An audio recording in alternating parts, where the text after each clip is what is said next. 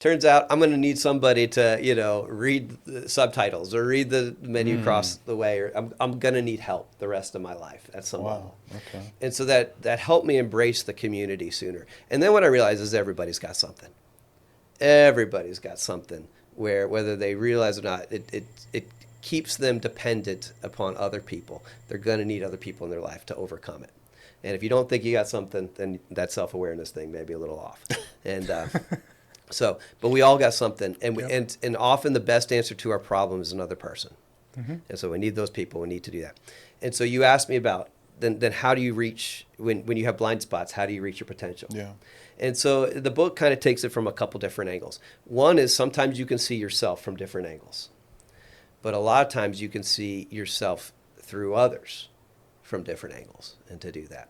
And there's a pathway and stuff in which to kind of see that. And then you can get a clearer picture of what is before you and what the kind of potential you have to unleash.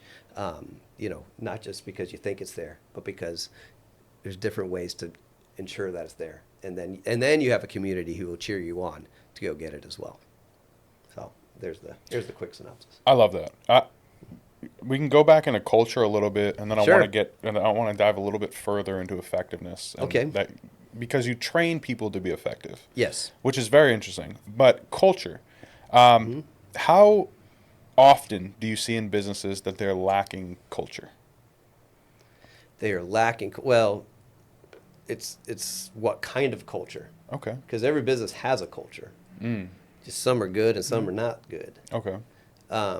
So every business fosters some sort of culture. Okay. And it might be a culture of poor leadership, or do you see that a lot more than we would expect? Oh, yeah. Yeah? The stats are something like 80% of Americans say they don't like where they work.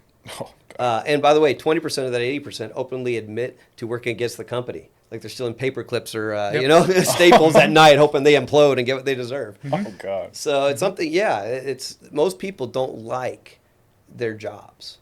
And so they do what I do or you do and start your own company and then find people who started their own company, right? Yeah. I mean, that's part of it, because of that. But yeah, that's so, and a lot of that has to do with culture. Yeah. By the way, do you know what the number one influence is whether or not you're going to enjoy your job?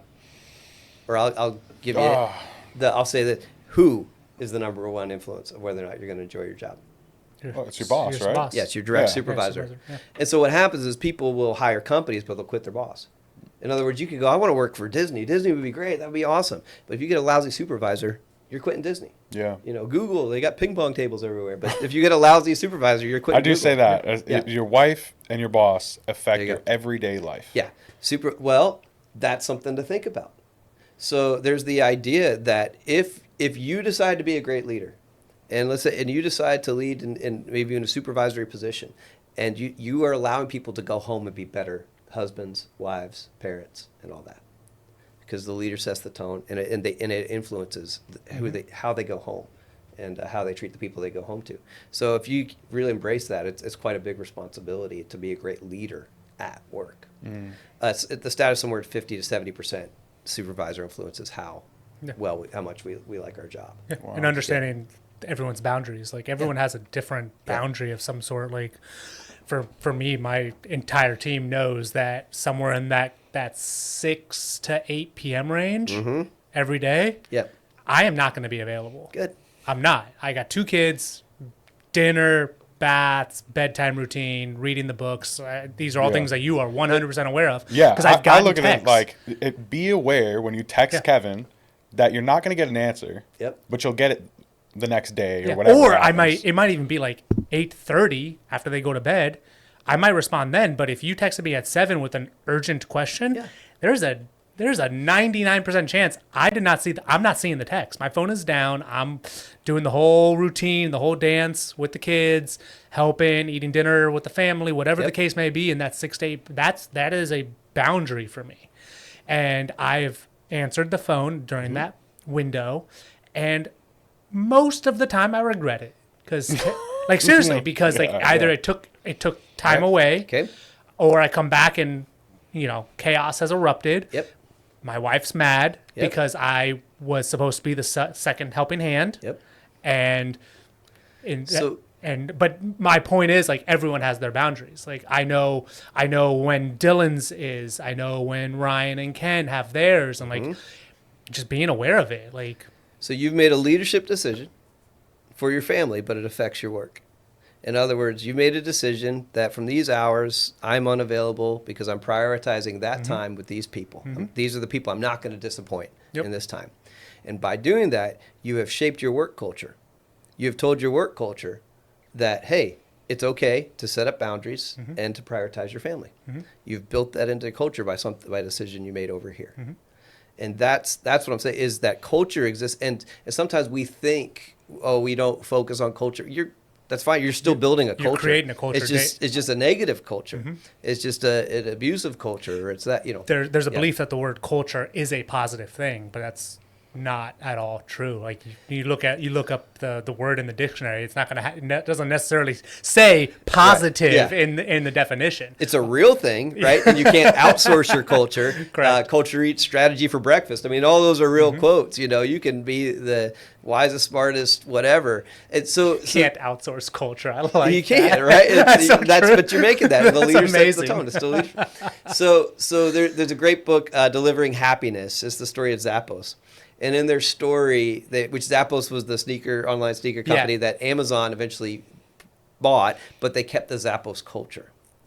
So what Zappos said, but in the story they tell, at one point, the heads of Zappos, they're trying to figure out, how do we take care, three things they decide to focus on: our culture, our brand, and our pipeline.